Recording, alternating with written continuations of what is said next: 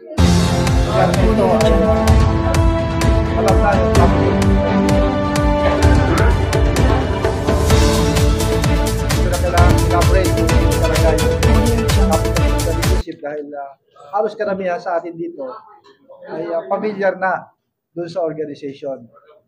At ang demand nila sa bawat isa sa atin ay tinatawag na verse natin dito sa Capitol Christian Leadership na matatagpuan sa Proverbs 14:34, righteousness exalt a nation, but sin is a disgrace to any people. Walang iba kundi ang founder ng ating organization ay si Governor Atty. Leon Oti at Dr. Gregorio Pinson. At sa kasalukuyan po kasama natin ang ating isang Chairman Emeritus, si Tita Hilda Diligencia, at ang iba pang mga namumuno sa oras na ito. At meron ho tayo ditong tinatawag na mission na walang iba kundi ang Panginoong Hesus lang ang dapat natin ma-share. Walang iba kundi si Kristo ang sentro ng ating pagsasama sa organization nito. Wala ho tayong itataas na relihiyon, na denominasyon, kundi yung personal na relation natin sa Diyos, yun ang kinakailangan makita sa buhay ng bawat isa sa atin. Yung Christ likeness. At pangalawa, kailangan magkameron tayo ng influence dun sa mga negosyante, sa mga leader sa simbahan, leader sa ating lipunan, at sama-sama natin ipanalangin ang mga kasamang naniniwala dun sa tinatawag na righteousness. At meron tayo ditong core values na ang ibig sabihin ng core values ay yung love pa rin. Yung meaning ng L ay leadership, yung letter O ay obedience, at yung B ay victorious para magkameron tayo ng empowerment. At yung pinaka-objective ng Capitol Christian Leadership ay walang iba kundi makipagtrabaho tayo dun sa lahat ng ating leader sa lipunan. Lalong-lalo na yung leader sa ating bawat simbahan. So yun yung maiksing kaalaman patungkol sa Capitol Christian Leadership at purihin ang Diyos sa umaga ito. Salamat kapatid na Dante, purihin ang Panginoon. Opo, sa mga hindi pa nakakaalam tungkol sa CCN ay paliwanag niya. Pero po tayo po dati sa Sulu Hotel, si Ma'am Hilda Diligencia at iba't iba po ang nagiging panauhin natin dito. Minsan mga political leader at kung nabasa niyo yung Spring of Life, salamat kay Ma'am Hilda, no? Nang binabasa ko yun ay talagang kahit pala si Cesar Birata, former President Ferdinand Marcos Senior, nakaano po. At maging yung ninong ko, si Balmay Kapusin, nakasama rin po rito. Sa one thing, kaya ako nagpasto dahil po sa tao na yan. Salamat at talagang marami tayong nalibot. Sa mga hindi nakakaalam, ang CCL po, marami ng pinanggalingan lugar. Ay galing na po tayo sa iba't ibang lugar na pinaglilipatan. Amen? Pero maganda yan, mga pasenador, gobernador, congressman, spiritual leader, lahat po ay naging ating ano po dyan. Amen? So salamat po sa pakikinig po ninyo. Parang nakikinig kayo Amen po ba? Opo. Salamat po sa attention ninyo. At wala tayong mic. Kaya dahil wala tayong mic, huwag niyo sabayan yung nagsasalita dito. Amen po ba? Amen. Opo. Tawagin po natin si Brother Bert. Para si Brother Bert. Ang ating President, Bert Rustique, para po i-welcome po tayo. Salamat sa mga pumalakpak.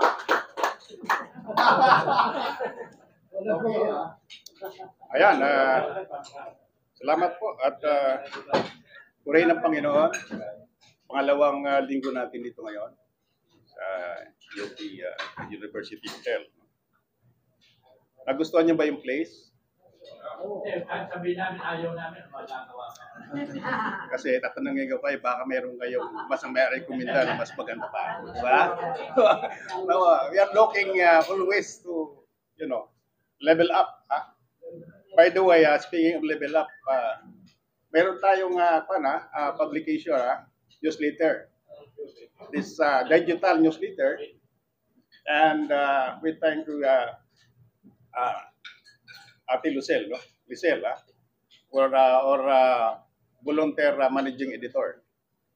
So mayroon tayong proposed board of editorial board, and contributing editors, no? Kaya every 2 weeks makaka-receive tayo ng digital update sa ating sige, habang kumakain kayo, hayaan yung i-welcome ko kayo at makain lahat, ano? Ayan. Sige lang, kain lang. Kain lang kayo dyan.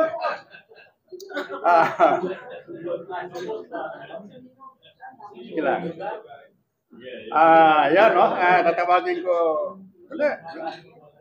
At kay buti-buti ng Panginoon sa bawat sa atin dahil in spite of our busyness, no? Yet we give our time here, no? Sabi ko nga, lagi ko lang pinabanggit na our coming is very intentional, no? So this morning, ihanda po natin ang ating mga sarili sa pakikinig ng magandang mensahe mula sa ating tagapagsalita, no? Si Brother Reynoso. At mamaya I will introduce him, Brother. Dalawa sana ang ating speaker, no? Kaya lang si Jojo Tejano ay emergency sa Cebu, no? Yung ating address speaker. Pero meron siyang iniwan na contents ng kanyang supposed to be topic to be delivered, no? Mamaya po, bigay natin kay Chairman Jojo kung ano yung nilalaman niya. So again, welcome sa inyo lahat at isa-isahin ko na lang kayo, no, habang kumakain kayo. Welcome to, of course, Iso Reynoso, Brother Reverend Iso. Alam mo, itong name niya kasi, ito yung nirumble niya sa Facebook, para daw madaling matatandaan, no? Isid na Reynoso, Iso Reyno. Ayan, unique yan, ha? Iso Reyno. Pag pindot nyo ng Iso, lalabas yung pangalan niya, walang kahawit, no? Ayan ang purpose niya, bakit niya nirumble. And of course, welcome Sister Francisca Imperial. Ayan, ating guest this morning, no? Kabahin niya. Panawin natin. And of course, our inventor, Ernie Labuntog, Brother Ernie Labuntog, and Professor Jerry Dada, and Commodore Oscar Garcia. Welcome po, and it's your first week here, and with us. Of course, Brother Lito Pinopintora, Lisel po, and Brother Dante, our Vice President, and of course, Ate Esther Gusto, with his son, no? Just came from Sacramento, USA. Umiiyak daw yan kasi sinurprise na hindi kilala. Opo. Yan. Lino Mercado, ating videographer. Of course, our Emeritus Elijah, our Emeritus Chairman. And of course, Reverend Bishop Jerwin Serrano, our MC. And okay, nandiyan si Captain Villa Lucero, no? George Lucero.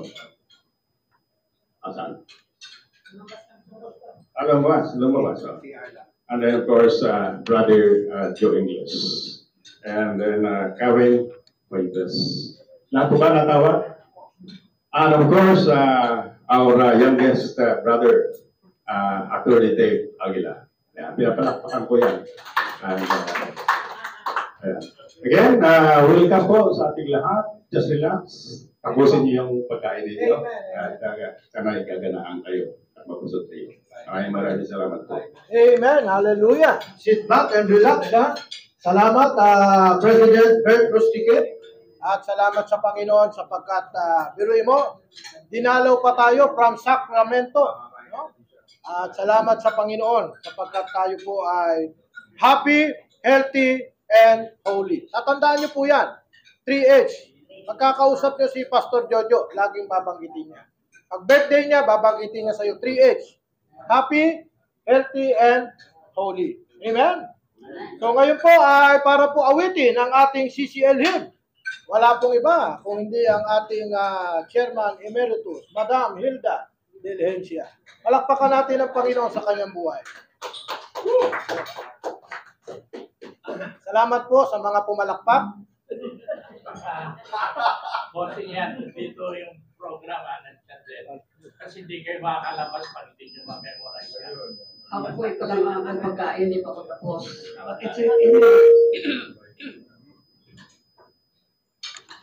Nabanggit kami na ni Bishop Sherwin ang mga tao nag-attend dito sa CCL. Marami, that is way back. We started this, for those who are new, we started 1968 of October 17, founded by Dr. Brentingson at Tornillian O.T.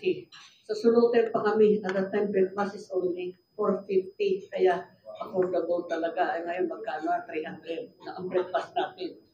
So, today, we have marami tayong mga baguhan dito ngayon. But there is one family I would like to mention. Kasi, first of all, it's her birthday on April 23. And I asked some whose birthday is April, pwede ba tayo muna kayo? April, pwede ba tayo muna kayo? Si Esther, si Dante, sino pa? Ha?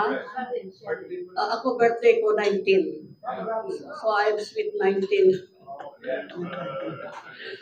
Okay, let's sing happy birthday.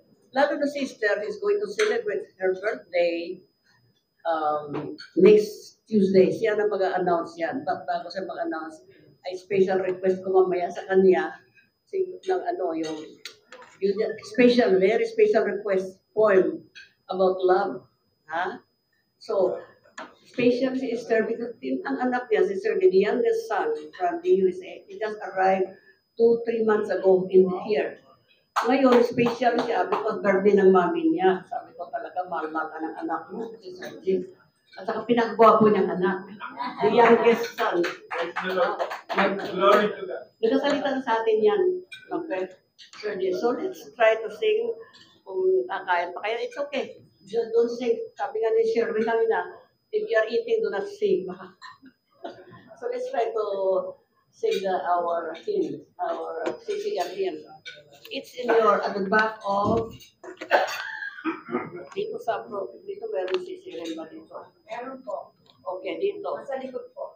Sa likod. Oh, dito. Dito ko dito makita. Okay. It's okay, just finish.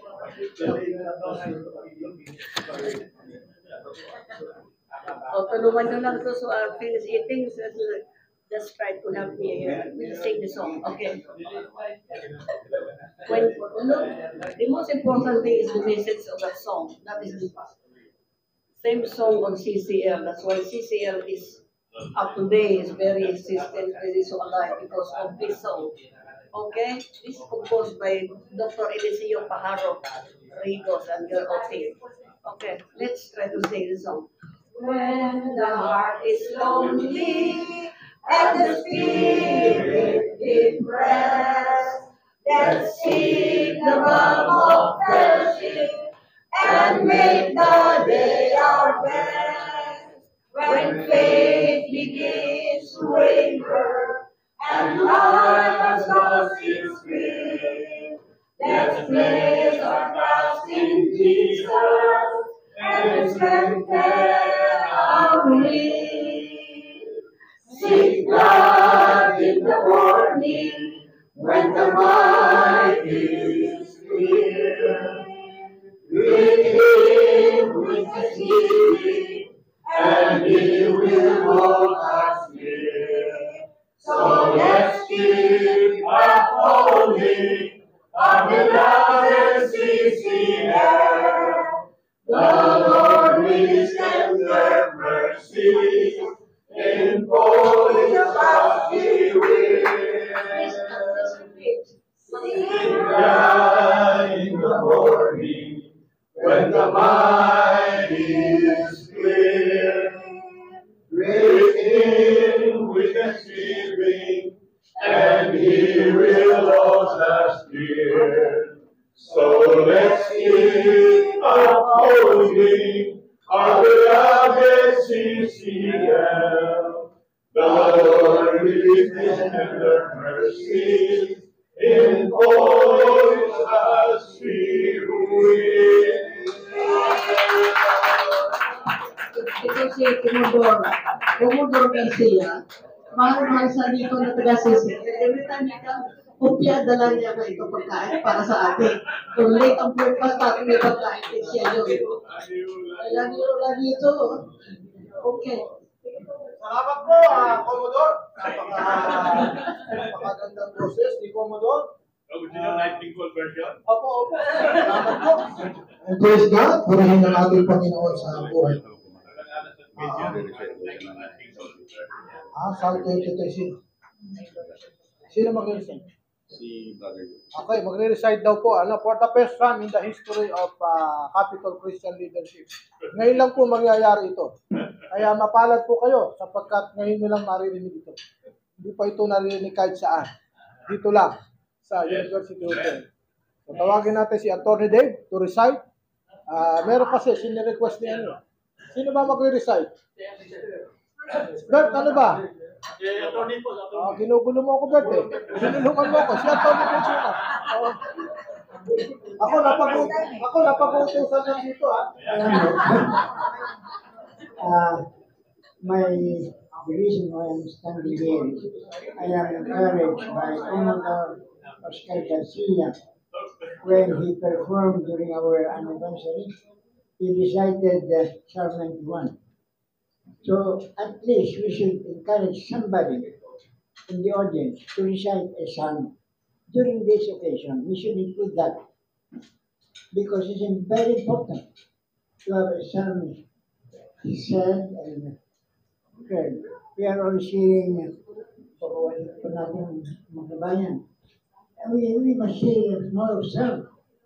So, I say to myself, when I decide, may I invite, even if you are eating, to stand up, please. May I invite all of you to stand up, please. Because we will recite this together. I will just read it. We will be reciting the Lord's Shepherd of Psalm 23. We will stand up, whether you are eating or not. We will read that. And those, whether we raise your hand for who knows the Psalm 23. Or we should encourage people to memorize the Psalm. Okay, let's start it. The Lord is my shepherd. I shall not want. He maketh me to lie down in green pastures. He leadeth me beside the still waters. He restoreth my soul. He leads me in the path of righteousness for his name's sake. Yea, do I walk through the valley of the shadow of death, I will fear no evil, for thou art with me. Thy rod and thy staff, they comfort me. Thou preparest the table before me in the presence of my enemies. Thou anointest my head with oil, my cup runneth over. Surely goodness and mercy shall follow me all the days of my life, and I will dwell in the house of the Lord forever. Thank you. I would like management to have one always to recite. We are inspired by the influence of this good man. The best that happened to Cecil this year and last year is his presence. He is not only a good dancer, he is also a very well-dressed man. He influenced us. He's a very good person. Thank you, sir. Salamat po, Attorney Dave. You may be seated, my brothers. Tuloy-tuloy na po natin ito. Siyempre, tawagin natin ang ating birthday lady next week. Tawagin natin si Ma'am Esther Justo to recite a poem. Kasi kumpleto po tayo dito sa may memory verse na tayo. Pakinggan niyo maigi. Pakinggan niyo pong maigi yung i-recite ni Ma'am Esther. Salamat po. Sabi ni Ma'am Hilda, meron na ako sasabihin. So, before I recite, I'd like to tell you that on the 23rd, you're all invited. Pero, meron ba yung gagawin? You'll present something as a group. one of the presenter, Pastor, let us say something. And Pastor Jojo will be the one to introduce you and to say a brief greeting. I'd like to recite the poem. It's really a loose paraphrase of 1 Corinthians 13. With, with apologies to the Apostle Paul, because the words are changed. Though I become rich, like Croesus, King Midas, the Rockefellers, Howard Hughes, Paul Getty, and even Bill Gates, combined, and have not love, I am nothing. Though I become powerful, like Nebuchadnezzar, Alexander the Great, Charlemagne, and Napoleon put together, and have not love, I am nothing. Though I possess the eloquence of Demosthenes, Cicero, Shakespeare, Daniel Webster, and Churchill, so that I can sway multitudes, and have not love, I am nothing. Though I possess the charm and beauty of Helen of Troy, of Cleopatra, or even Miss Universe, and have not love, I am nothing. Agape love never fails. Whether there be wealth, it shall rust and decay. Whether there be fame, it shall sink into oblivion. Whether there be political power or supremacy, it shall burst like a bubble. Whether there be military might, it shall crumble. Whether there be tongues of eloquence, they shall fail. Whether there be beauty of face and form, it shall fade. But love is forever. When hoary times are all no more, when earthly thrones and kingdoms fall, when the Ancient of Days is set upon his judgment seat, when angels' harps are stilled, when heaven's silence fills the universe, love will still be young. When the last train has made its flight, the last satellite circle the globe, when the last rocket has been launched, when the debris of the melting cosmos is swept by the fiery tempest of God's wrath, whether the new heaven and the new earth shall leap from the fiery furnace of God's wrath, love will still be at its infancy. It shall never grow old, never fade, never decay. It is life's superlative goal. It is divine. Therefore, my beloved brethren, whatever we do, wherever we go, let us make agape love our aim. Wow, thank you. Thank you po, Mami. Thank you, Ma'am Esther. Remember the word love. No? If you love, love ay napakahalaga po sa buhay ng tao. Kaya kapag may pag-ibig ka, mabubuhay ka ng maayos at maganda sa buhay natin. Amen po ba? Kaya mahalaga, wag natin naalisin palagi yung ating love sa ating buhay. Purihin ang Panginoon para po tayo sa intercessory prayer. Opo, praise God. Hawakan natin yung pastor to lead us to intercessory prayer.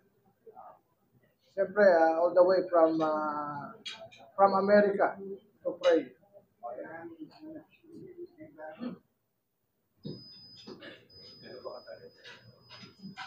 Sige, tayo po'y manalangin. Father God, we thank you, Lord, for this time that indeed we could pray for those who are in power, those who are in authority. But indeed, Lord, we believe that you are sovereign. You are the one who upholds everyone, even the presidents, even those of the kings, the prince, the princesses. We thank you because you are our God, and you are the hope of our future. Lord, we continue to lift up to you, Father God, those who are in governance, especially of this country, our beloved Philippines. Lord, we thank you that you are with this leaders, oh God, and we continue, Lord, to give them to you, that through your Holy Spirit, that you will move within them and through them, oh God, and that you will continue, Lord, even to teach them your ways, even though that we know that we are living in times of turmoil and these problematic times that we're in right now, but knowing that you are with us, as you have promised, Lord, that you will never leave us nor forsake us. And Lord, we pray for those who are in leadership in other countries right now, Father God. We pray that and believe that you are the one who upholds them and that you are with them, O God. And every decision, Lord, that their minds and their hearts are thinking of, we thank you because you are upholding these things in them. And we believe, Lord, that you are the God who is already there and that you have paved the way, O God, for these leaders, Lord, to make decisions, Lord, that will continue, Lord, to arise in wisdom, in your wisdom, and in your truth. And tunay nga na kami nagpapasalamat, Panginoon, sapagkat ikaw, Panginoon, ang siyang Diyos na Amen. nakakaalam ng mga bagay na ito.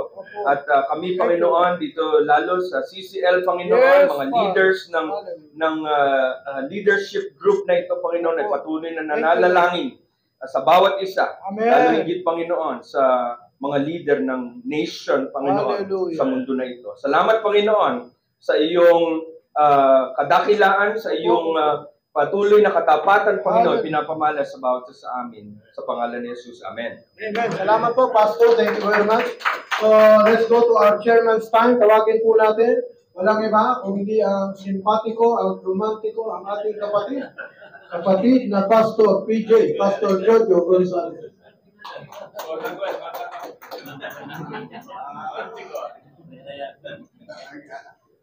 Okay, good morning. Okay, sabi mo, good morning. Walang bayad dyan, sabi mo. Good morning yan. Tsaka, we should be happy. Amen? Pag lalaki siya, sabi mo, gwapo ka. Pag babae, maganda ka. Kasi it helps you. Malaking tulong po yan. Kasi pag sinabi mo isang tao pangit ka, hindi maganda mo yan. Di ba? Medyo diplomatic ka, sabi mo, medyo hindi ka gwapo ngayon. Ganun lang. Ako ay natutuwa because you are already my family. Why I consider you my family? Kasi dito ako natuwa. Dumating mga kapatid ko, sa Jollibee pa tayo. May nag-text sa akin, Jojo, you look sickly. Ganito. We want to take care of you. Galing sa CCL. Di ba nakakataso yun? Kasi mga kapatid ko, akala 10 years old pa rin ako. Utos ng utos, gawin mo yan, gano'n. Sunod ka, matatanda sila sa'yo. Pero natuwa ako sa CCL na touch ako. Kasi ako, dati ko kinakanta lang, touch me in the morning. Di ba? Kaya ako na-bless doon. Of course, I want to acknowledge Ate Hilda de Lencia. Palakpakan po natin.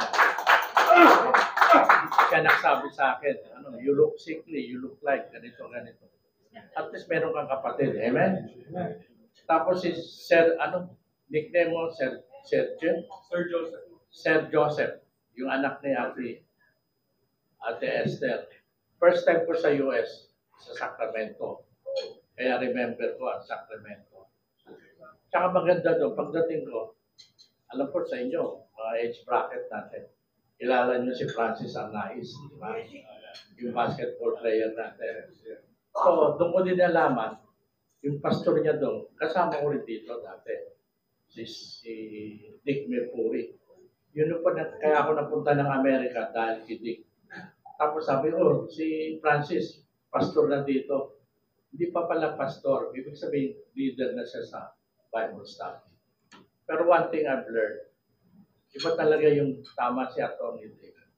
You dedicate your life unto the Lord. Amen? Inamin naman niya yun eh.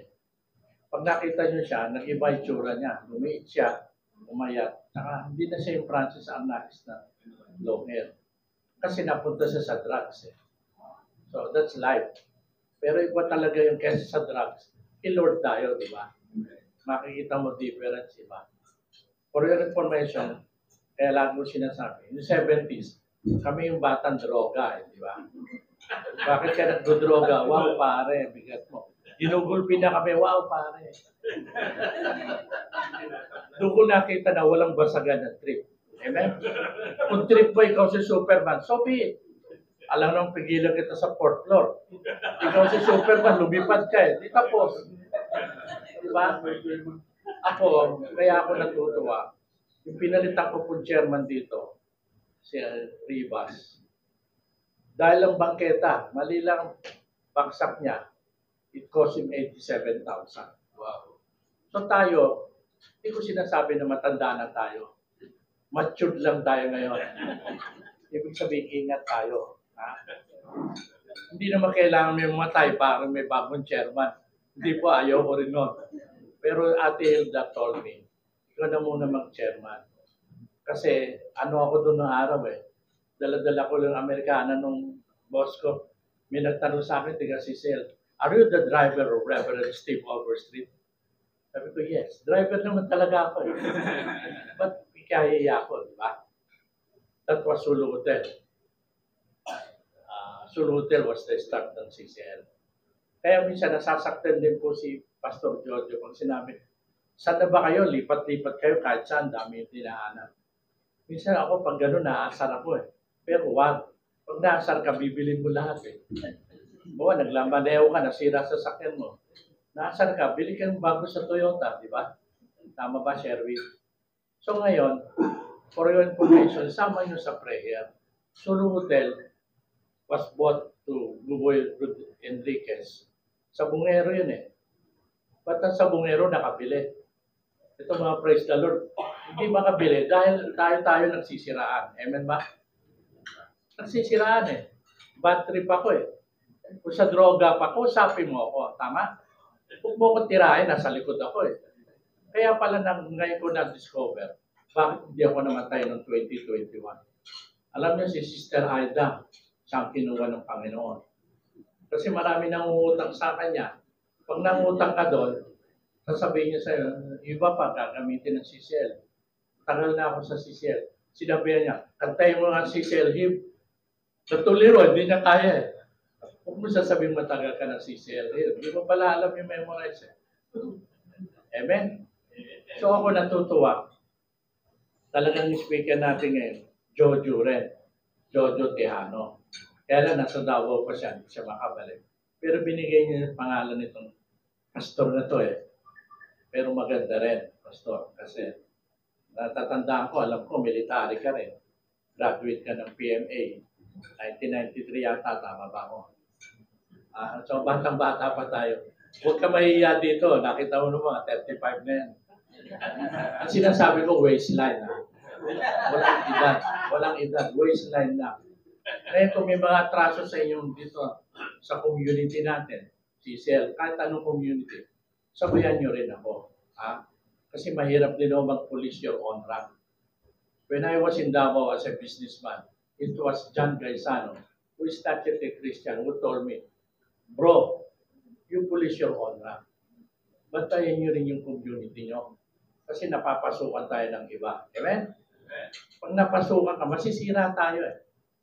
Ngayon, mamaya, si bro, sabi nga, kung pwede palabasin nyo, pero wag na, ikaw na mag-explain yan. We can work together. Kasi lang, ang CCL talaga, diretsuhan na tayo. Leadership lang kami. Meron iba discipleship. Di ba? Yung iba, puro fellowship eh. Bakit? Puro kainan eh. Fellowship eh. Pero ngayon, maganda, we can work together. Ang request ko lang sa grupo ni Jojo, kayo, kahit once a month, kung di nyo kaya, kahit once every quarter, di ba? Huwag yung titext sa akin, lahat ng tinitext ko, titext sa akin, PJ, namatay na po si Papa. Walang galunan. Ha? Kaya nakita ko, kaya pala hindi ako kinuha ni Lord noong 2021. Ang kinuha si Sister Aida sa Bulinaw, Pangasinan. Kaya sa kinuha, hindi ako kinuha kasi mga Pilipino madrama. Amen ba? Pag nakamatay ka, tatayo yan, mahal ko siya, iyak pa. Close kami nga, ganun. Nakahiga ka na, makakaangal ka ba nun? Diba? Iiyak pa. Inano ko sa Amerika eh, Sacramento. Sabi ng mga pamangkin ko, how come in the Philippines always crying? Ha? Laging may iyak eh. Kasi nakita ko rin, Pag may namatay talagang hahabol pa. Hindi naman kailangan yung habol mo eh. Dala kang pera. Tama? Padala kayo ng pera, huwag yung hahabol ka, lilibing na. Kasi iyak-iyak pa. Pare, ang dami ng artist sa Pilipinas. Amen? Ang dami.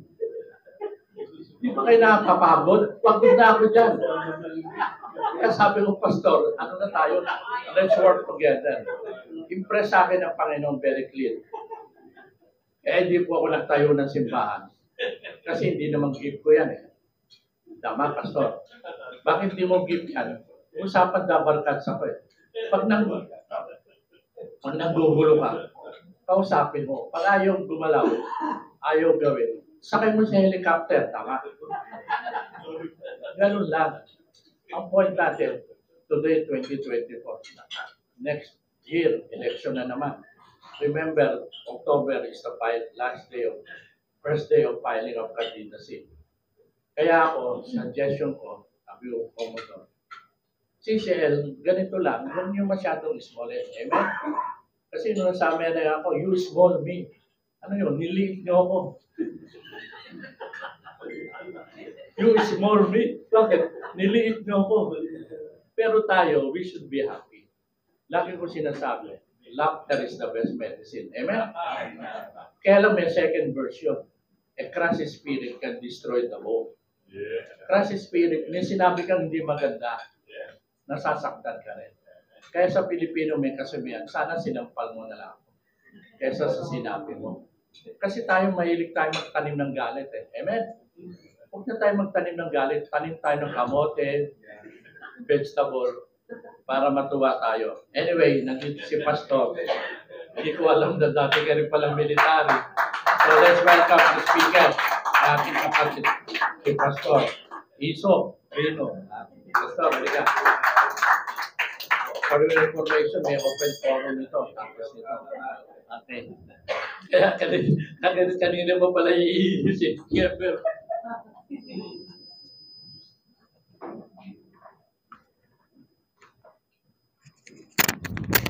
the Word of God is alive and powerful, sharper than any two-edged sword, piercing even unto the dividing asunder of the soul and the spirit, and of the joint and the marrow, and a strong reading of thoughts and intents of the heart. All Scripture is God-breathed and is profitable for doctrine, for reproof, for correction, for instruction in righteousness, so that the man of God might be thoroughly furnished unto all good works.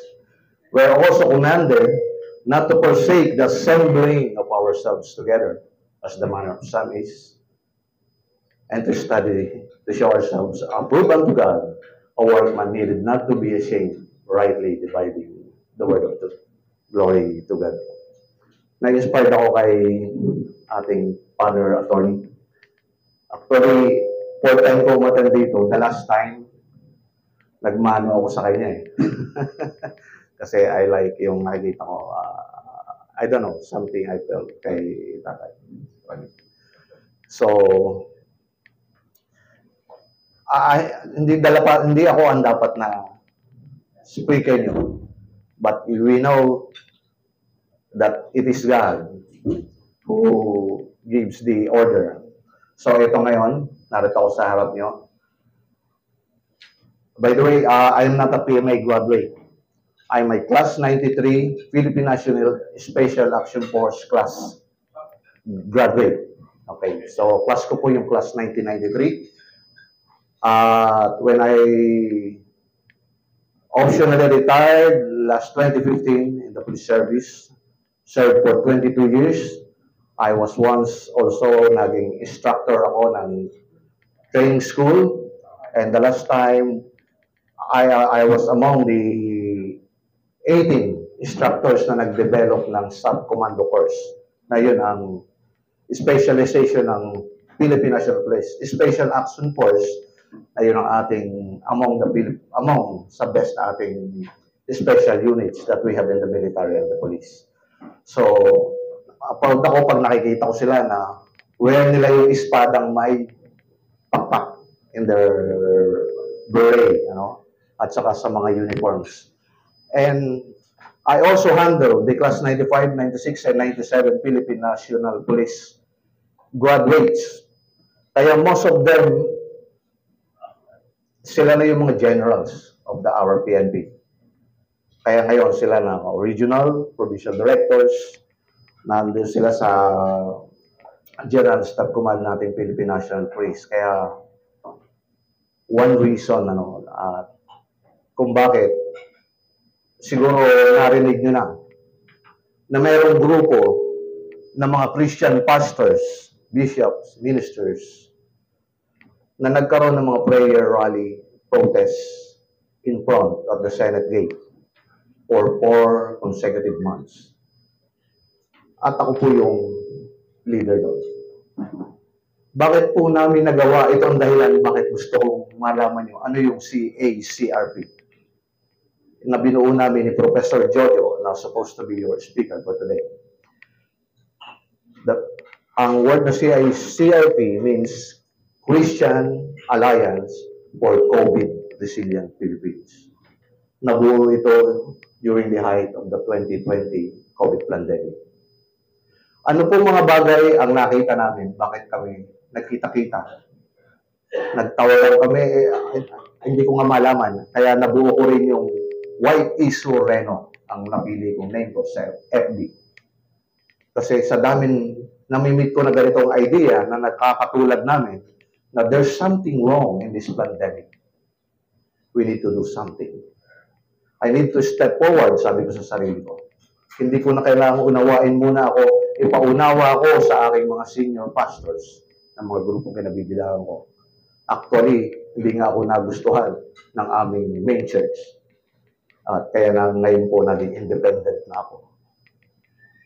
So, yung mga move na ito, hindi ko na po mabanggit pa yung iba na alam ko baka makasakit pa sa iba. I just step forward. Kasi I believe na kung may napapansin tayong hindi na maganda sa ating kapaligiran, at naaalala ko ang sinasabi ng Biblia sa atin. Pag inalaw natin ang evil na gusto niyang gawin sa atin at pinabayaan natin ito, dadanasin natin yung extent ng gusto niyang gawin sa atin. At ang pinakaiiwasan ko rito, silence in the face of evil is evil itself. Ito ang hindi ko mapabayaan. By the way, I was happy to have one of my seniors dito, si Commodore Garcia. Maganda talaga boses, Yun ako kasi in the military. Kahit pumasok kami na hindi kami marunong kumanta, natututo po kami kumanta.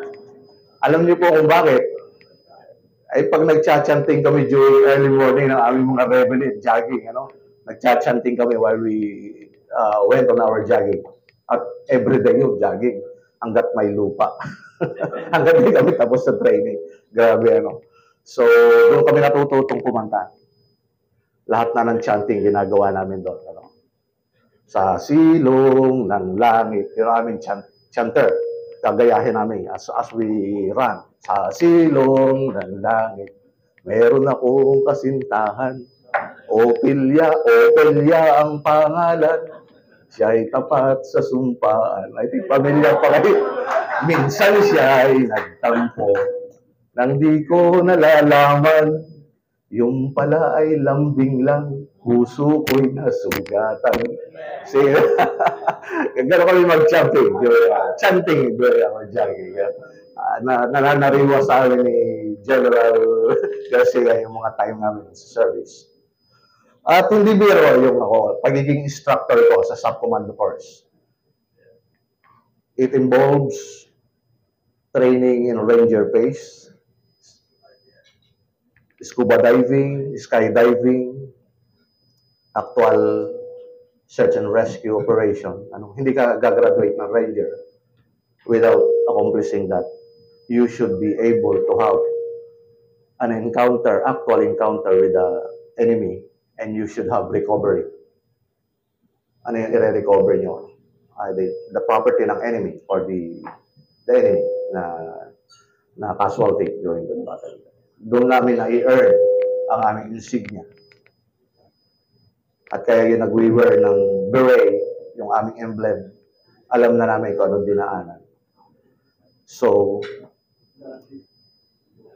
at yung pako niya sa likod ng insignia niya yan, hindi yan basta-basta sa sombrero lang ikinakabit. Unang ibinibigay sa amin yan sa dibdib. At ibinabaon yan ng kamay ng aming mga instructors.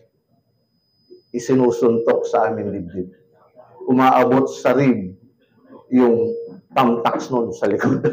Kaya kami bloody wings, ang sabi namin, blood chest.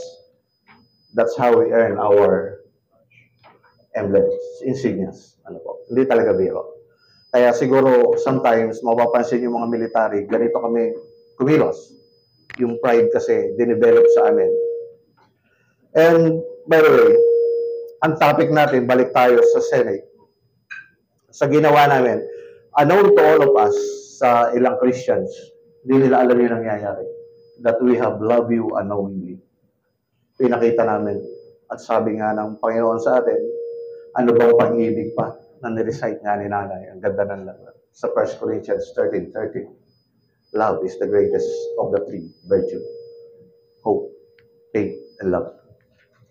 So, nagmahal kami nang hindi nauunawaan ng ating mga kapatiran sa body of believers, of Christian dito sa ating bansa. Hindi nila alam bakit merong ganon. At we know, most of them, niridicule pa kami. Unknown to them, bakit? First, ang protocol ng health protocol na inimpose sa atin ng World Health Organization dito sa pandemic nito na nasuspect sa pagsuspetsahan namin. By the way, hindi lang po kami grupo ng pastors at ng mga ilang kasama ko rin na retired military officers na sumama sa amin doon. Meron din grupo ng mga doctors. At meron nga tayong isang doctor from the US, if you are familiar with Dr. Marivic Villa, MD3 siya sa US mismo. Para makuha mo yung rank na MD3 na Medical Doctor 3, ay malaki na yun. So, at nakita natin yung offer sa medical, para lang sang-ayunan itong health protocol at huwag kumontra. Alam natin kung gano'ng kalaki. Alam natin ang kakayahan ng sinasabi ni Mother, Rothschild, Bill Gates. Alam natin. Pero ano ba, bakit umayaw din sila na tulad namin? At kami, grupo namin ni Dr. Francia, actually, nurse, midwife, hindi lang niya nakumpleto yung pagiging doctor of medicine niya kasi nagkasakit din siya.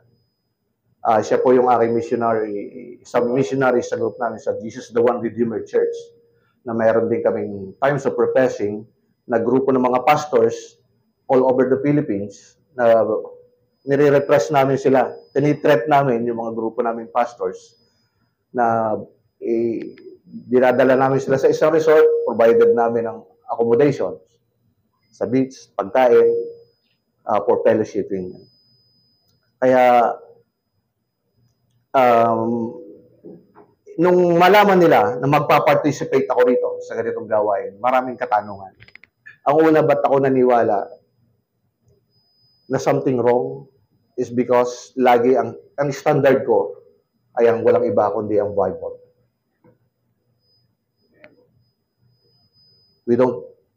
We oppose mandatory. Ayaw namin mandatory vaccination kayo.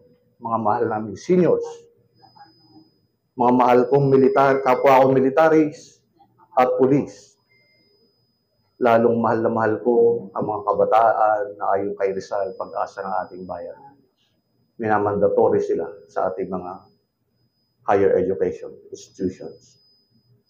Hindi ka maka-enroll if you will not undergo the vaccination. At maraming kaparaanan. Nananariwa sa akin, the Revelations 13, that these beasts will cause everyone to receive the mark. and to worship the beast. We wish we were wrong about this mark of the beast. But at least we have to do something. Huwag itong maging pangkalatan, sapagkat 1 Corinthians 3:17 at 2 Corinthians 3:17 says, where the Spirit of God is, there is freedom. At ang ating Constitution mismo, aided by our Almighty God, in honor ito to the rule of the separation of church and state. For Christ also says, give to Caesar what is Caesar's, but give to God what is God. So mandatory, we strongly oppose. And one thing more, wala bang kakayahan ang ating Messiah, tagapagligtas, Savior, to protect us from anything, this virus? Bakit parang ito na lang ang ibinigay na hope at pag-asa na magliligtas sa individual sa panahon ng ito? At bakit i-declare ng gobyerno Duterte noon na irrelevant ang religious practices, worshiping together, assembling of ourselves together? Clearly to me, it was an order opposed to what God wants for us. I need to do something. Kinausap ko ang mga pastors, pumupunta kami sa kabila ng lockdowns, nagtatravel kami, and I see how God graciously help us through it. Paano kami tumatawid sa mga checkpoints? Telling them, we are missionary, we are pastors. At sa kabutihang palad, nasimulan din namin sa ating kapulisan ang My Brother's Keepers, at ngayon naging bahagi ng programa ng PNP, ang Values Formation, na pinungunahan ng ating walang ibang kundi mga kapastoran. At kaya pag sinabi mo sa checkpoint, I am Pastor Rino, hindi ko po ini-introduce na kapwa niyo ako pulis. Pero pag nagkagipitan na ng husto, saka lang ako nagpapakilala. Malalaman pala, sir, senior ko pala kayo. And then, I know, pero never ko munang, yun ang dahilan ko. I'm a pastor at may mission kami. At one time pa, hindi ko nga nadala yung ID ko sa pulis. Mahirap sa checkpoint, mahigpit doon sa boundary ng Pampanga. Dahil papunta kami ng Zambales to reach yung outreach namin. Good news po kasi may mga katutubo na tayong pastors through the mission of Pastora sa aming grupo.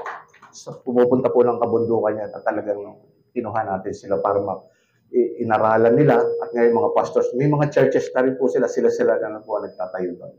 This is how great our God is. Talagang nakikita nyo. One thing sa checkpoint, nakatulog ako at kinukwento ni doktora sa akin na nangyari. 1 car away na kami doon sa checkpoint at nakikita niya kung ilang car na yung bumalik. Nasa bus lang kami ni Pastora at nakatulog ako. 1 car away, talagang mahigpit yung pulis, parang may mga galit pa, may mga batuta pa nun. Biglang bumuhos ang ulan at nakita niya nagtakbuhan, sumilang yung mga pulis. Yun ang dalawang car, nasa una ko kasi dumiretso na daw yung, sumunod na rin yung bus namin. Kasi malakas yung bagsak ng ulan. So, nakita namin, nung naituloy namin yung aming mission, ma-meet namin yung mga pastors of Butolan, Zambales, kasama nga yung mga katutubo. At makapagbigay kami ng medical, we were distributing ivermectin. Na according po sa ating DOH, isa hayop daw. Sabi nga po ni Dr. Villa, na isa sa nag-i-sponsor sa amin, bakit naman sinasabi nilang sa hayop? Iba naman yung sa hayop. Ba't naman ako bilang doktor magbibigay ng ganyang recommendation kung pang hayop yan? Natatawa na lang siya. Yung binibigay po namin para sa tao, iba po yung for veterinary. Ivermectin. At inopose po yan ng ating DOH din. May nag-come out pa rin, another doctor, inventor, kung natatandaan nyo si Pabunan. inintroduce niya yung kanya. No need tayong kunin niyang galing sa Big Four pharmacies, mga pharmacy na Big Four pharmaceutical companies abroad. The Pfizer, the Moderna, the AstraZeneca, no need. Meron ako rito, sarili sa atin. At hindi tayo gagastos na malaki. At hinamon pa niya ang ating DOH Secretary din, Francisco Duque, tanggalan tayo ng lisensya o hindi effective itong aking invention. We have an inventor here. You can see, buti pa yung Indonesia, pinatronize itong pabunan, FAI, at yun na laging, hindi na sila ng ibang bakuna, kundi yung atin. Pero tayo, wala, we love talaga. Siguro na incalculated sa atin yung culture na talagang we love imported. Basta imported, Filipino. Ito ang naging isa sana maayos na natin. So ito yung mga dahilan pa. And then, nagkaroon na kami ng mga gatherings. Yung una naming prayer rally from Baclaran to the Senate, we marched. At nakasama namin doon at ibang uri ng mga tao. Nakagrupo po nga rin may ilang madre na ayaw din sa mandatories. Basta term ng mandatory. Not all naman eh. Yung iba, pinapabayaan na lang natin yung iba. Pero sabi lang na, wag lang may salitang mandatory. Kahit nga face masking, sabi ni Dr. Villa, please inhale fresh air. Do not inhale your exhales. It will cause you physical problem soon. Kaya hanggat maaari. Marami na pong doktor tayo nakasama sa grupo namin. And now, meron na tayong investigation done by a congressman. Head po siya na sa kamara ng ating health department, ng health program ng county. Congressman Dan Fernandez of the 2nd District of Laguna. Ini-investigate niya ang excess death since the rollout of the vaccines. Alam niyo po ba kung gano'n na?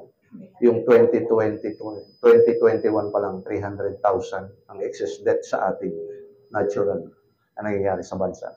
How about 2022?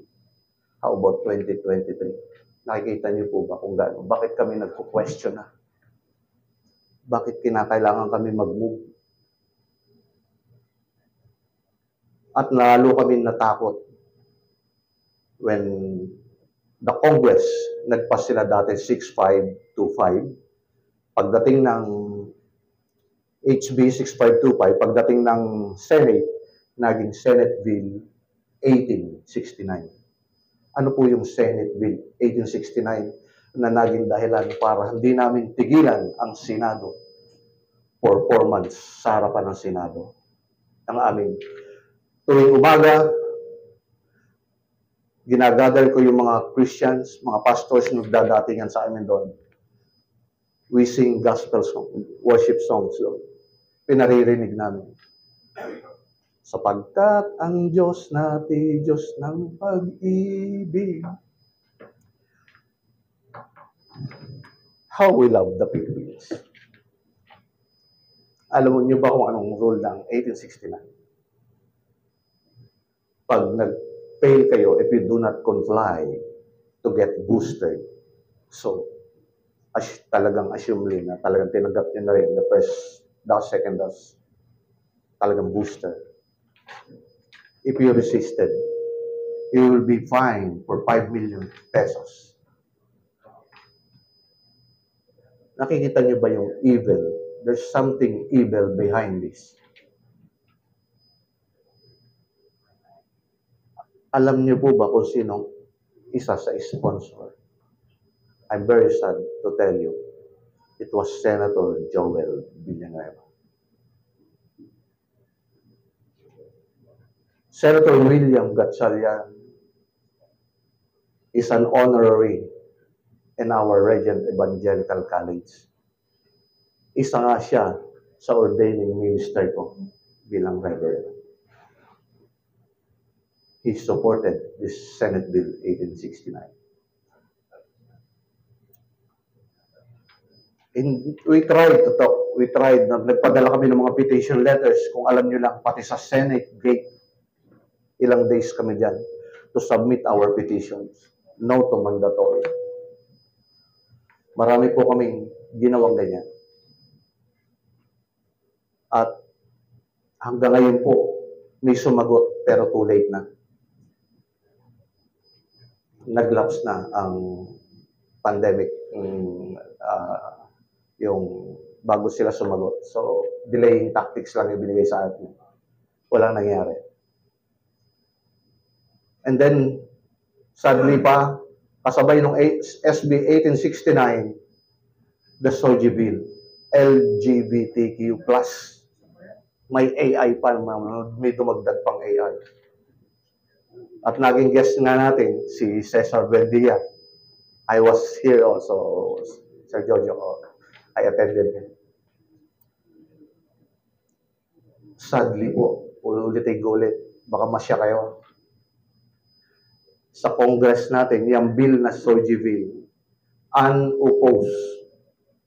Out of our 300 congressmen and women, unopposed. No, not even one. Sign against it. At alam natin ang kalagayan natin doon. We have Christian brothers there. Christian groups, may representatives sila. INC, GIL, Catholics, lahat ng malalaking Christian organization. What was happening? What is happening in the body of believers in the Filipinos? Hindi namin tinantanan. Nag-join pa nga sa amin mga super blowers. Doon ko na witness, kasi yung mga messianic group, very secluded sila. Ayaw nilang basta-basta sa evangelical or Pentecostal. But there, nagkasama-sama kami. Every morning, yung time na alam namin dinideliberate na yung SOGI bill, nagbublo kami ng shupar, nananalangin kami sabay-sabay doon sa Senate gate sa labas.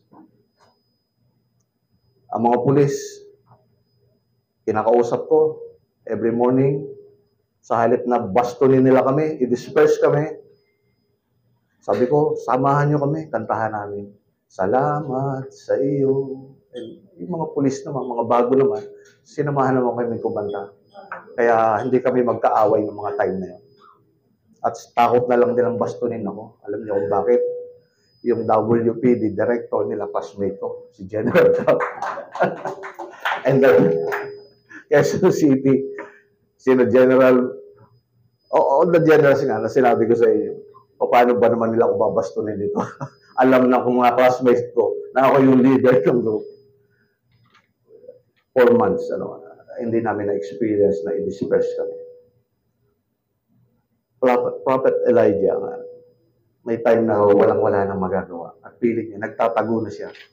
Hunted down by the Queen Jezebel. Akala niya solo na siya. Pero sabi ng Lord sa kanya, marami akong tropa pa. Hindi mo alam. 7,000 din. 7,000. At nakita ko yun. Nakita namin yun. For 4 months po. Nai-imagine niyo po ba kung saan kami kumuha ng suporta? Nai-imagine niyo po ba maliliit kaming churches? Wala kaming malaking organization. Saan po kami kumuha ng mineral water? Hindi nga po kami i-provide doon ng portalet man lang. Yung mga kababaihan doon. Okay lang kami mga kalalakihan eh. Sa isang tabi lang kami. Di ba? Wala man. Pero yung mga kababaihan ang pinoproblema namin. Oo. Payong na lang. At yung mga natutulog doon, yung mga tela nila, na pangkumot nila sa gabi, yun na rin pag ginawa nilang naghukay na lang sila doon. So talagang malaking kami doon sa mga gwardiya ron, hindi na rin nila malaman ang gagawin. Pero pag sinisitan na kami ng grupo ng gwardiya, anong binibigay namin sa kanila? We have given them Bibles. Kaya na-survive namin 4 months. At ito po, hindi kami nagmamalaki. At the very last day ng 18 Congress, that was May, I think, bago mag-recess na, no? Yun yung pinakamabigat na battle. Kasi nakakita na kami ng PSG in the Senate. By then, na-assume ko, the President was present then. At the last hearing of the Senate Bill 1869. At nalaman ko na isasama niya ito sa kanyang SONA by June sa pagbubukas ng 19th Congress. Ayon sa information namin, sa dami naming petitions na pinag-ambaga namin na meron kaming katulad ngayon na ibibigay sa inyo, ay hindi na talaga kami papansinin. Talagang ipapasa nila. Third reading na po ang 1869. Talagang panalangin na lang, Diyos na lang ang pag-asa. We have done our best. Uuwi sana kami. Yes, tanggap ko naman, Lord. Sinabi mo naman, it's prophesied that this beast will trample the saints, will war with the saints. Kaya doon sa ibang Christian, kino-question ko the Daniel and Revelation both says that this beast will war with the saints. Hindi kayo nakikipag-war.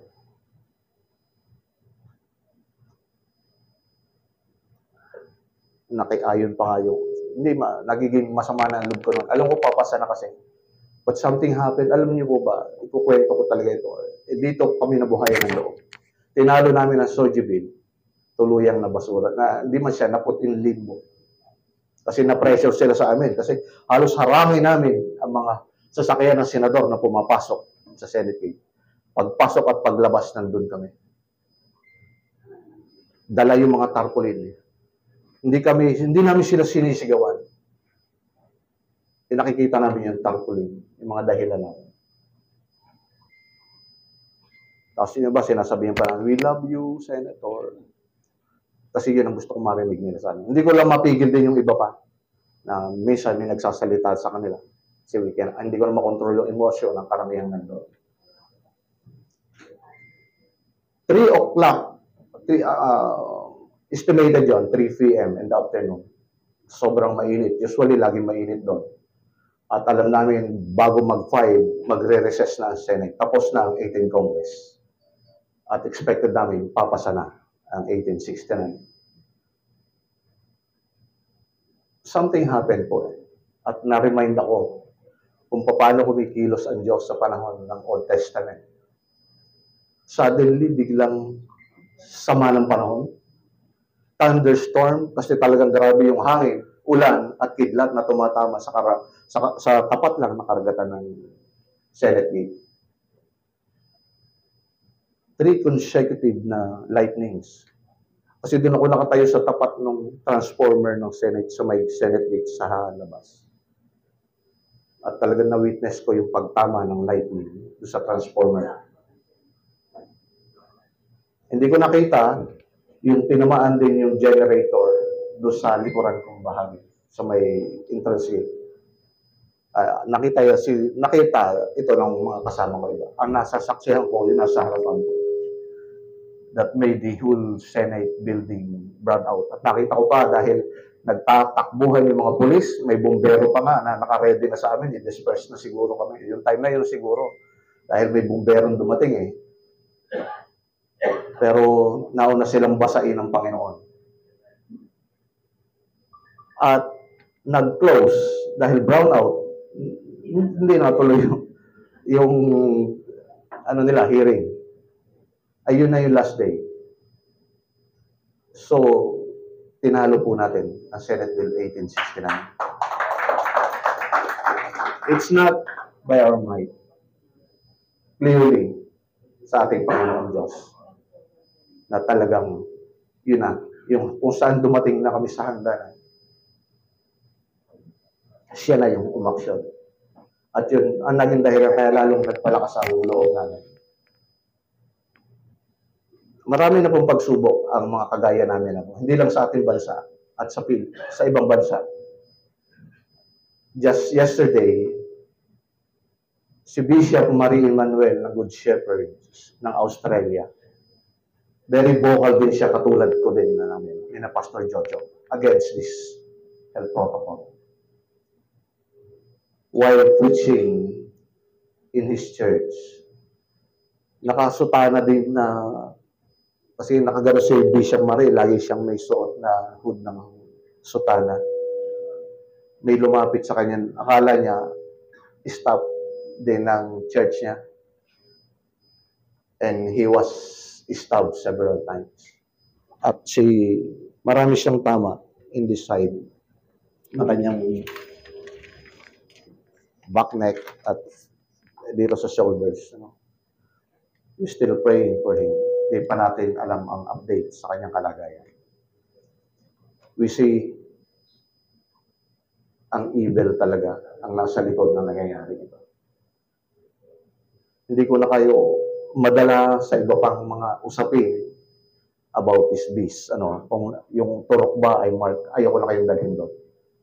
But one thing gusto ko kayong dalhin, in Amos chapter 2 verse 1, that says, ito ang question ko sa ating mga kapwa leaders sa pananampalataya. Ang sinasabi doon, bilang mga abogado, mga dating pulis, alam natin yung may nasisentensyahan ang nakagawa ng krimen, nagiging hinos ito, o nasisentensyahan yan. Meron tayong double life sentence sa mga heinous crimes kasi mabigat talaga yung nagawa. Kasi yung presence ng mga aggravating circumstances. Ngayon, this talk about cremation. Amos chapter 2 verse 1. Thus saith the Lord, for 3, nakita nyo, binilang niya, for 3 transgressions of Moab. May 3 kaagad kasalanan ang Moab. Bakit di na rin niya sinabi dito? This is the transgression of Moab. Why this verse give emphasis on this 3 transgression of Moab? At the next sentence is, and for 4, inapat pa niya. And this is the most frightening one. I will not turn away the punishment thereof. Is this another unpardonable sin? I will not turn away the punishment thereof. For what? Ano ba itong kasalanan tinutukoy niya rito? Because he burned the bones of the king of Edom into life. Christian leaders, if you supported this World Health Organization pandemic, you also approve the part of this protocol, which is the mandatory cremation of those of disease na nagaganap sa mga disease sa ating bansa. Hindi nga natin naipaglaban natin, hindi naging mandatory ang vaccination. But nabigo tayo ditong pigilin yung cremation. Maraming dahilan. Bilang pulis, alam niyo kung bakit ay gusto ko yun. Ito ang gusto kong sabihin sa Kongreso. Gusto kong tanungin yung mga kasama natin dahil. Anong reason mo? Bakit sinuportahan mo ang COVID health protocol ng World Health? Dahil sa verse na ito, also, basahin nyo rin ang 1 Corinthians 13. Nandun din kung ano yung make-up ng tao. Why we should not let cremation. Marami pang nagsabi sa akin, walang imposible sa Diyos. Walang problema yung burning. Kasi binuo nga si Adan from alabok. But God is a God of order. When He created Adam, then He took one bone of his rib to create Eve. Since then, mankind has multiplied through that process. At napakahalaga ng bone sa Diyos. I don't know why. Even the prophets, Jeremiah, prophesying about the suffering of our Lord and Savior Jesus Christ. Before, no maganap. Not even one bone of this coming Savior will be broken.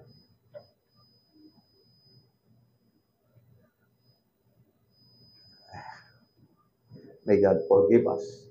Ito ang kalagayan po natin, mga Kristiyano ngayon ng Pilipinas. And we are asking for the coming wrath of God to the nations of the world na ma-spare tayo. Pangungunahan ba tayo ng mga Kristiyanong leader na ito sa pananalangin na gumungtumag na hindi nila nauunawaan ang ginawa nila? Anong kalagayan natin? Anong laban natin? If one of you will not still understand why CRP has existed, kung paano kami, hindi ko rin may paliwanag. Marami rin nagsabi sa akin, ba't mo pa ginugulo ang buhay mo? Mga classmates ko nagagalit sa akin at ang warning sa akin, para mo namang hindi kilala ang Pangulong Duterte. Alam nila yung panganib na pwede magawa sa akin. But I never did any thought about that. Ayaw ko nga po. Ngayon nga lang, magiging sasubstitute ako kay Jojo. Hindi ko alam, Sunday ko na lang nalaman. Hindi ko po ito pinipili.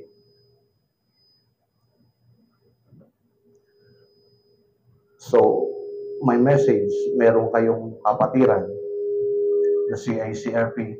Ngayon po ito nagsimula. Nagsimula kami 2020, mabibilang po kami 300 siguro, more or less. And so that ngayon po, national na ang scope nitong CICRP. We have groups, Luzon, Visayas, Mindanao. At we have been joined by some bishops also. Cagayan de Oro, Nabutuan. Matagal ko na rin pong gustong ma-reach si Pastor Jojo. Kasama kong si Jojo din. Sila ang magkakilala. At sabi ko, paano ko ba i-explain ito? At sa aking mga kapwa military, alam nila kung bakit. Kasi mahirap. They will weaken their, yung strength nila. Kasi, paano kung may threat tayo? At talagang marami kang worry. Kaya pinilit ko lang banggain yung, hindi ko binangga yung buong gobyerno ko. Ang binangga ko yung maling lumalabag sa ating batas, ng mga batas, na ginagawa nila. Yun lang po ang nililiwanag namin. At maliwanag sa Daniel that this beast also will try to change times and laws. Daniel 7:26 po. Times, sapagat nabago na nila, na-try na nila yung iba. Actually, if you will know ano ba talaga ang first month ng Hebrew calendar, the month of Aviv and Nisan. Ano po. March po sa atin dapat, hindi January. Pero yung laws, it's not only trying to change the God laws, but also the constitutional laws ng mga bawat bansa. Kasi itong ginagawa po na itong new treaty ng World Health Organization na talagang willingly nakikita namin how our PBBM now is talking about this. Willingly siyang isign ang Pilipinas. Mas nakakatakot po kaysa doon sa 5 million na multa at imprisonment sa tatanggi na gustong gawin ng World Health at loss of our constitutional law. Dahil sa kanyang salita pa lang, ang sinasabi niya sa ating constitutional law, our present constitution is not designed for a globalized world. Tulungan natin ang ating presidente sa pananalangin. Hindi ko naman kayo hinahangad na samahan kami sa aming ginagawa. Do it in your prayer. Ang spirit of battle na nagaganap sa atin, we are in the end times. At yung last eclipse na tumakot sa ating lahat, buti na lang, we blessed na meron tayong from US. I hope nasaksayan niyo po yung lunar eclipse. Yes po, April 8. At talagang yung mga dinaanan lugar is Nineveh. At may Rapturo pa na place. So, alam naman niyo po yung nangyari na nung tinatanong ng ating mga disipulo si Kristo bago siya umakyat sa langit.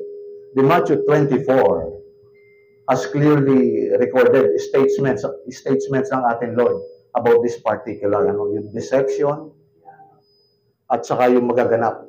Ang binigyan niya ng emphasis itong deception. Kaya ito po ang sa atin.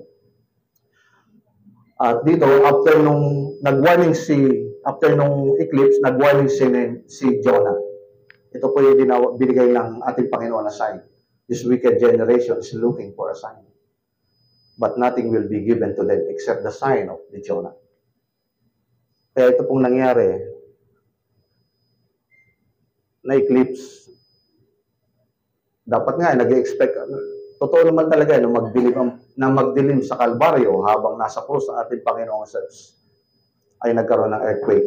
Doon nga na-rent yung veil ng Judaism temple. At doon ko nakita na in-expect natin yan. So, we fear yung kinatatakutan natin big earthquake. And the Bible also mentioned about that, di ba? An earthquake that has never happened before since the creation of the world. At dito tayo takot. At ito yung sinasabi natin. Except, ito lang yung sign. Remember, nag-repent, nung magsalita si Jonah, nag-repent ang Nineveh.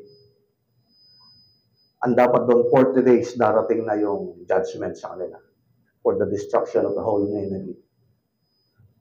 Coincidentally, ang pag-sign po ng gobyerno natin at ng iba pang mga bansa sa new pandemic treaty ng World Health Organization ay on May 24. Kaya pag binibilang yung pagitan na ito. Kaya ang panalangin ko doon sa isang gathering namin, prayer assembly, hindi ko na pinanalangin yung talagang ayaw maniwala sa atin. Ang pinalangin natin, yung mga kapatid natin sa Panginoon, na na-deceive, na panahon na to take heed of the command of the Lord. If my people will turn to me, I will forgive them, and I will heal their land. Alam namin ang nararamdaman niyo. Alam namin kung anong suffering niyo ngayon. But God, Jesus, is the same yesterday, today, and tomorrow. If He heals them, He can heal today. At ang Diyos natin ay magagawa. Nasa inyo po. If you seek the Lord, if you turn to the Lord once more. Thank you po to God for it. With that, we will go to our offering prayer. Amen? Tawagan natin si Pastor Pablo to lead us in the offertory prayer. So, Pablo?